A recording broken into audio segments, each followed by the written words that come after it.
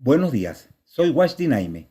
Es un honor presentar el trabajo denominado Análisis de la presión de preconsolidación con base en la Ley Edométrica Continua en el marco del Congreso Venezolano de Geotecnia 2020.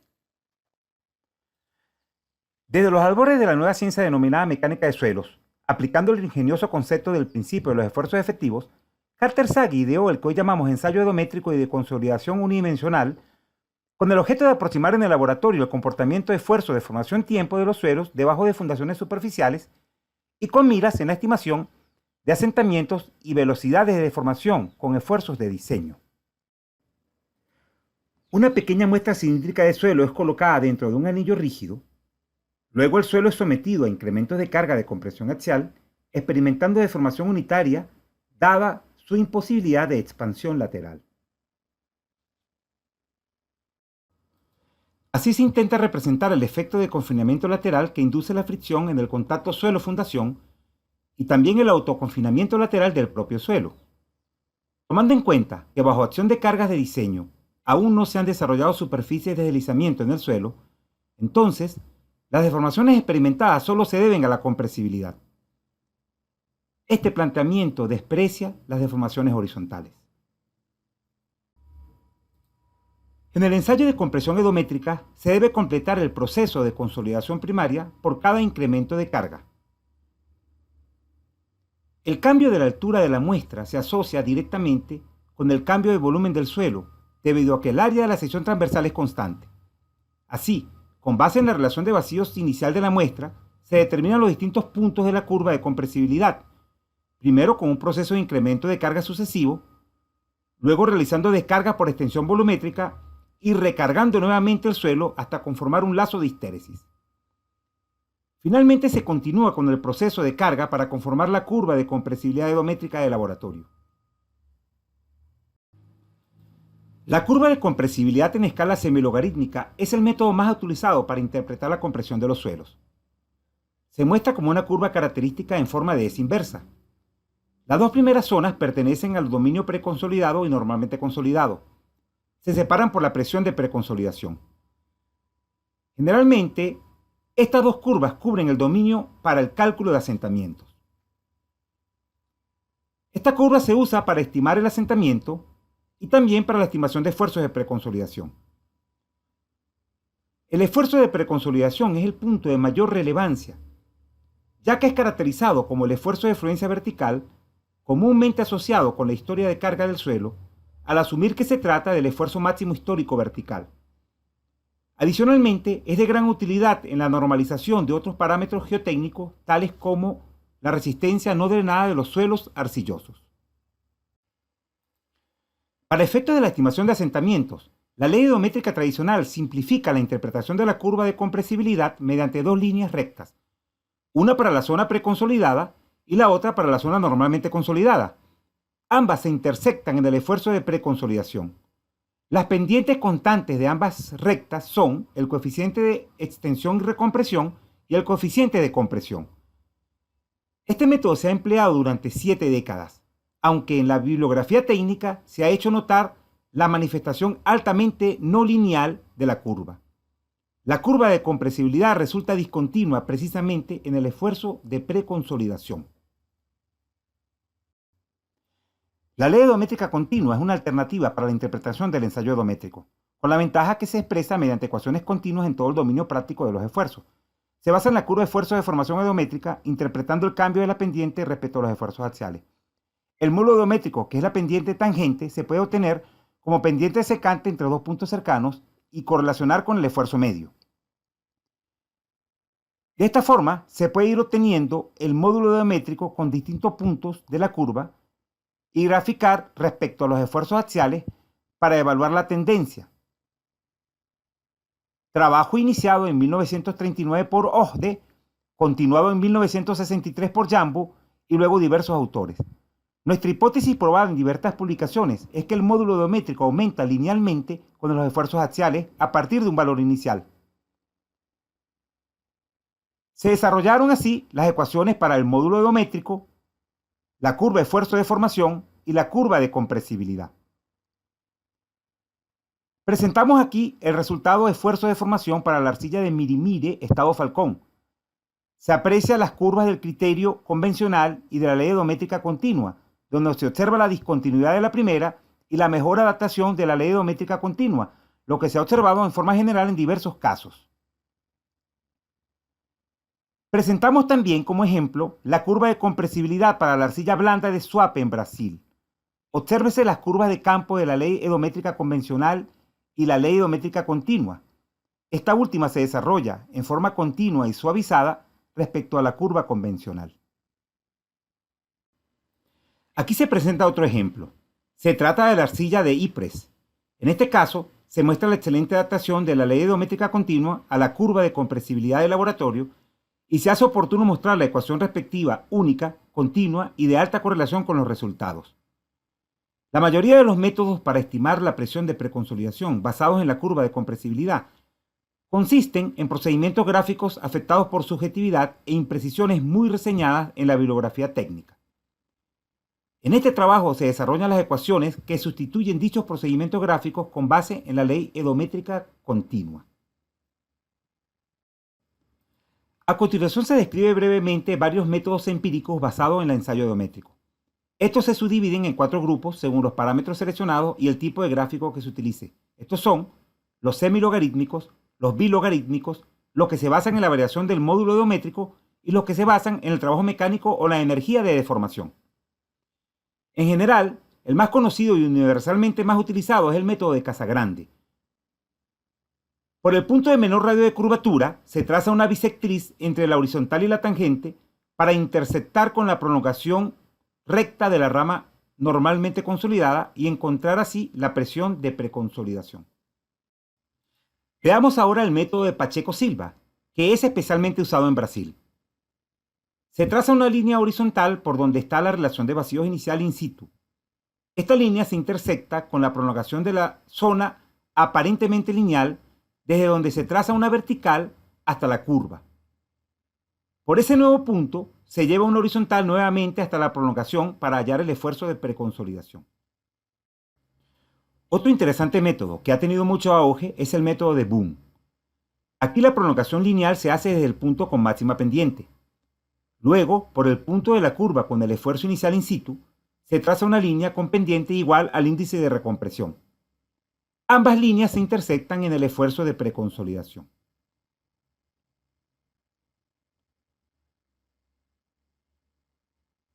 Estos dos últimos métodos intentan reducir el grado de subjetividad que existe en el método de Casagrande al no ser necesario seleccionar el punto con menor radio de curvatura. El método de Pacheco-Silva es subjetivo a la hora de seleccionar desde dónde se traza la prolongación aparentemente lineal. El de Boom reduce un poco el nivel de subjetividad, pero no lo elimina. No es fácil detectar el punto con mayor pendiente y, por otro lado, la pendiente del índice de recompresión depende del tamaño y la ubicación del lazo de histéresis. El método de Jacobsen se plantea con base en una ecuación empírica de la curva semilogarítmica, lo que reduce la subjetividad y no se afecta por la escala del gráfico. Reproduce con ecuaciones el método de Casagrande, pero arrastra una importante imprecisión conceptual. Con base en la ecuación indicada, Jacobsen presentó su conocida ecuación aproximada, para la cual el esfuerzo de preconsolidación se acerca a 2.5 veces el llamado esfuerzo de referencia sigma k.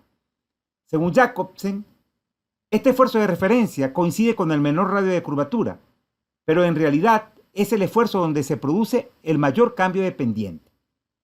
Adicionalmente, Jacobsen prolonga la rama virgen desde una asíntota, lo que produce una tendencia a sobreestimar el esfuerzo de preconsolidación. A continuación se explican los métodos bilogarítmicos. A diferencia de los semilogarítmicos, aquí en el eje de las ordenadas se grafica la relación 1 más e en escala logarítmica, manteniendo los esfuerzos con su escala habitual. Es de esperarse que se reduzca la curvatura y que las distintas ramas presenten mayor tendencia lineal. Las prolongaciones lineales de las dos primeras ramas se intersectan en el esfuerzo de preconsolidación. Existen diversos métodos bilogarítmicos, en función del uso del logaritmo natural o decimal. Aquí se indican 3 de los más empleados. Métodos basados en la variación del módulo geométrico respecto al esfuerzo efectivo axial. El método de Jambu es el más conocido, aunque él nunca definió el procedimiento sino el criterio. Por eso se presentará aquí el procedimiento de Lund y colaboradores. Según sus observaciones, Jambu afirmó que el módulo geométrico inicial es alto y que se va disminuyendo hasta llegar a un valor mínimo para luego incrementarse en forma aproximadamente lineal con los esfuerzos. Lund propuso prolongar linealmente la zona de reducción del módulo e intersectarla con una horizontal que pasa por el módulo mínimo para estimar así el esfuerzo de preconsolidación. Por otro lado, Karlsruhe propuso otro criterio donde la presión de preconsolidación es el valor medio entre el esfuerzo donde se manifiesta el máximo con esfuerzos bajos y aquel donde se inicia el incremento lineal. Otro interesante criterio es el de la energía de deformación. El método de Becker y colaboradores es el más conocido. Se grafica la energía total acumulada versus el esfuerzo efectivo axial. Luego se trazan prolongaciones lineales en la zona inicial y en la zona intermedia, supuestamente representativas de la rama preconsolidada y normalmente consolidada respectivamente. La intersección de estas líneas ocurre en el esfuerzo de preconsolidación. El método de Wank y Frost se basa en la energía de deformación disipada, es decir, determinada usando la deformación plástica en lugar de la deformación total. Se traza la curva de energía total y la de recarga y descarga. Luego se prolonga la rama normalmente consolidada. Se debe restar la pendiente de la rama de descarga y recarga a esta prolongación. De esta manera se obtiene la respectiva extensión de la curva de energía disipada, la cual se intersecta en el eje de las abscisas en el esfuerzo de preconsolidación. En general, los distintos métodos empíricos están afectados por la subjetividad y la escala con que se presenta la curva de compresibilidad. Diversos autores han reseñado alta dispersión de resultados entre los distintos métodos. La importancia de una buena estimación de la presión de preconsolidación obliga a seguir evaluando los métodos existentes y a la propuesta de nuevos procedimientos. Algunos autores recomiendan que se empleen varios métodos al mismo tiempo y luego, con base en la experiencia, se seleccione un valor representativo para el esfuerzo de preconsolidación. A continuación se muestra el desarrollo de 4 ecuaciones directas y un procedimiento indirecto para la estimación de la presión de preconsolidación mediante la ley hidrométrica continua en su enfoque lineal. Comenzaremos con el desarrollo de la ecuación hidrométrica continua para el método de Casagrande. Ya conocemos la ecuación de la curva de compresibilidad. Ahora planteamos la ecuación del radio de curvatura, la cual al ser derivada respecto al logaritmo del esfuerzo e igualarse a cero, permite obtener el esfuerzo para el radio mínimo. Como resultado, el esfuerzo normalizado en el radio mínimo satisface la siguiente ecuación cúbica. La bisectriz entre la tangente y la horizontal desde el radio mínimo tiene la siguiente ecuación. La recta de prolongación de la rama virgen se expresa así. Se inicia a partir de un punto con relación de vacíos aproximadamente 0,65 veces la relación de vacío inicial, pero puede hacerse desde otro punto cualquiera donde la relación de vacíos es eta veces el valor inicial. Mediante la intersección de estas dos rectas se determina el esfuerzo de preconsolidación. De esta manera se obtiene la ecuación hidrométrica continua para el método de Casagrande. Mediante procedimiento homólogo se determinó la ecuación para el método de Pacheco-Silva, el método de Boone y el método de Jacobsen, en este caso corregido. Y también se dedujo la ecuación para la energía de deformación acumulada a través de integración, como se muestra en esta expresión. Las ecuaciones hidrométrico-continuas para el método de Casagrande, Pacheco-Silva, Boone y Jacobsen permiten estimaciones directas de la presión de preconsolidación sin ninguna afectación por escala o por subjetividad. Siempre que el método se adapte con buena correlación a los resultados del ensayo en las dos primeras ramas de la curva de compresibilidad, estas ecuaciones representarán en forma precisa la estimación de sigma m para cada método, con resultados totalmente reproducibles. La ecuación de la energía de deformación permite reconstruir la gráfica teórica y aplicar el método gráfico de Becker y colaboradores para realizar estimaciones, en este caso en forma indirecta, de sigma m. A continuación se presenta la aplicación de estas ecuaciones. Primero se evaluaron 10 celos mediante ensayos geométricos, 8 de ellos arcillosos, una arena suelta y una arcilla limosa, abarcando muy alta, media y baja compresibilidad. La figura que se muestra presenta los resultados a través del radio de sobreconsolidación OCR. Se aplicaron 8 métodos tradicionales, representados mediante puntos simples, y las 4 ecuaciones edométrico-continuas directas representadas mediante puntos y trazos de línea. El error relativo promedio en los 8 métodos convencionales fue de 19,1% con desviación estándar de 17,6%. Considerando solamente las ecuaciones edométrico-continuas, 16,8 y 8,8, y con todos los resultados, 18,1 y 15,8%. De manera que las ecuaciones edométrico-continuas reducen el error y la dispersión en los resultados generales. El método de Jambo solo pudo ser aplicado en el 30% de los casos, lo que concuerda con otras publicaciones, tales como la de Grosic y colaboradores, la de Umar y Sindrakarimi 2017. En este sentido, Naime 2019 que cuestiona la validez de este método debido a que usa un gráfico erróneo por estar afectado sensiblemente por la fricción lateral anillo-suelo en el ensayo, sobre todo durante los primeros escalones de carga. Ahora se presenta la gráfica para correlacionar las 4 ecuaciones edométricas continuas directas con los respectivos métodos tradicionales. Se puede observar gran coincidencia y muy baja dispersión hasta el valor del esfuerzo de preconsolidación de 75 kilopascales. Pero luego, entre 75 y 350 kilopascales, las ecuaciones muestran valores mayores que los métodos convencionales. Finalmente, para valores superiores a 350 kilopascales, las ecuaciones y los métodos convencionales vuelven a coincidir, pero ahora con mayor dispersión de los resultados. También fueron analizados otros 8 suelos arcillosos con resultados de 13 ensayos edométricos tomados de distintas referencias, con muestras de distintos niveles de calidad o de perturbación inicial, incluyendo muestras reconstituidas. Se realizaron 19 estimaciones de la presión de preconsolidación por cada uno de los 5 métodos edométricos continuos, para los cuales eran conocidos 5 valores que sirven de referencia para la validación de estos métodos. Las arcillas de Bogotá y de Boone se ensayaron con descargas desde valores inferiores a la presión de preconsolidación, por lo que por cada ciclo de carga se debió obtener un mismo valor de la presión de preconsolidación y mayor que el límite de la descarga. Cada una de las ecuaciones edométrico-continuas proporcionaron valores coherentes independientemente del grado de alteración proporcionado por la descarga del suelo. Cada método predijo valores muy parecidos entre sí, aunque con diferencias importantes entre los distintos modelos. Para las arcillas de Ypres, de Chicago y de Guichet, se conocen 4 valores de la presión de preconsolidación, porque estos fueron mecánicamente impuestos durante la ejecución de los ensayos mediante ciclos de histéresis. También es conocida la presión de preconsolidación de la arcilla de Ciudad de México, lo que fue estimado con base en los resultados de 8 ensayos realizados usando muestras de alta calidad presentados por Mesri y colaboradores en 1975.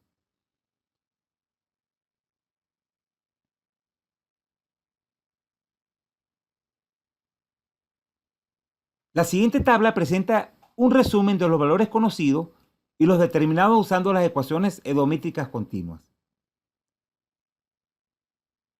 El 92% de las estimaciones está dentro del rango menor al 30% de error y el 71% dentro del rango menor al 20%.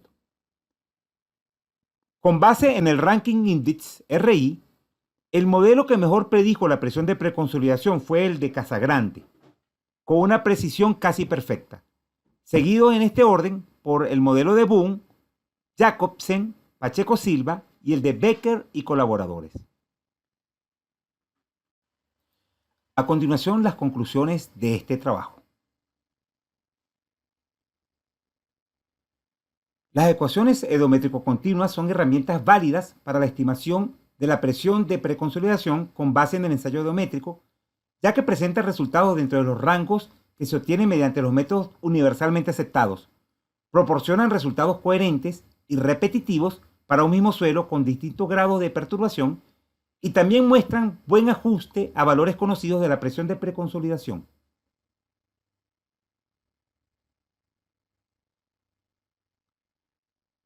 Tiene las siguientes ventajas adicionales. Eliminan la subjetividad y los posibles errores por efectos de la escala al suprimir los procedimientos gráficos en los métodos de Casagrande, Boone, Pacheco Silva y el de Jacobsen.